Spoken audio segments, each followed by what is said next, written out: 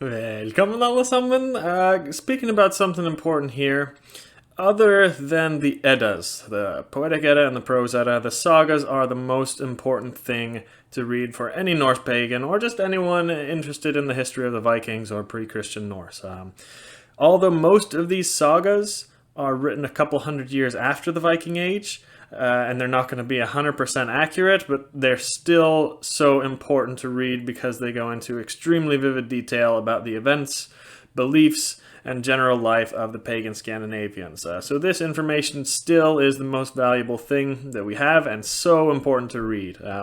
And when I, in my videos, speak about the sagas, or when a historian or professor refers to the sagas, what is it that they mean? Well, here you go. What? How the hell am I supposed to read all these? And where do I even find all of them? What the?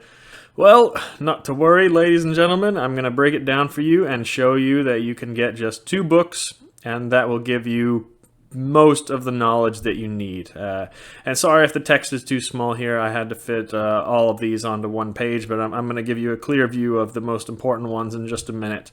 So these are all the sagas. Now, to narrow it down, we're going to take out a lot. So first, we can take out all the ones that are not about Scandinavia at all. All the sagas were written in Scandinavia or Iceland, but many of them detail places like France or ancient Greece or things like that. Even, the story of Jesus, there's a saga that goes over that. They're great works too, but you're not going to learn anything about the Norse religion in those, so we'll take those out. Then we can take out all the ones that take place in Christian times. So Scandinavia became Christian around the year 1000, a little bit later, but paganism definitely continues after that in private, but not in the open. So many of these sagas were written about kings and nobles, and there is really not going to be a whole lot of info about paganism on the ones that I'm crossing out now that are clearly set in Christian times. All of the sagas that take place after the year about 1000 is really cool history, but again, not going to learn much about the pagan religion, so taking those out.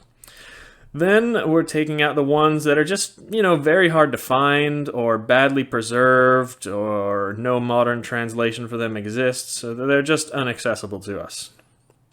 Then we can take out the sagas that are written about saints and bishops.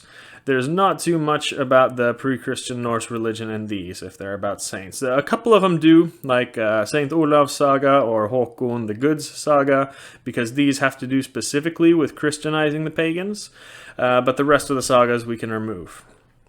And then, finally, we can take out the legendary sagas. These are the sagas that scholars, don't consider to be historically reliable. They speak about dragons and trolls and magic and monsters and supernatural things like that, so they are regarded as unreliable in full.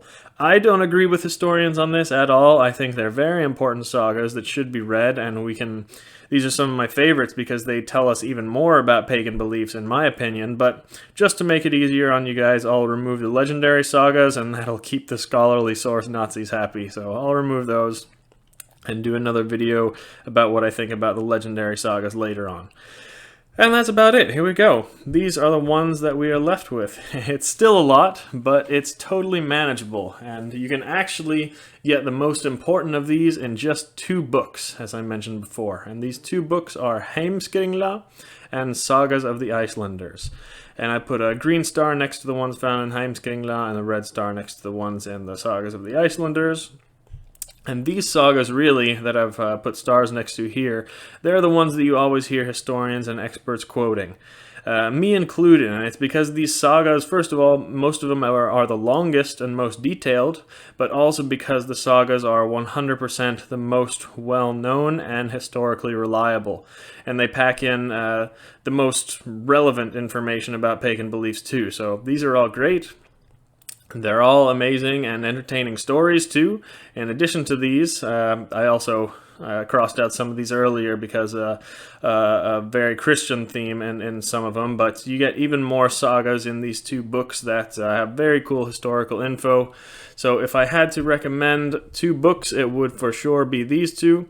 And all these other sagas here that don't have star next to them. They're just as valuable, but most of these are sold as individual books, or they're a pain in the ass to find, and it's expensive. I have spent way too much money on most of these, and that's the reason I made this channel, so you guys don't have to spend as much time and money on the research as I did. So it's just a shortcut tip from me. I'll put a link to these in the description where you can find them. And the most asked question I get is where I can read more about whatever I'm speaking about in my videos, and I'm happy. I'm really happy most of you guys are really smart and want to learn more and asking good questions, so I'll start putting links in the description of all of my videos where the books that I'm basically speaking about, so where whatever subject I'm speaking about is coming from. So I'll start to put those all in the links in the description so you can know exactly where to find them, so you don't have to go back and forth asking me all the time. But that's about it. That's about the sagas. So that's all I have to say for today. Vi ses nästa gång.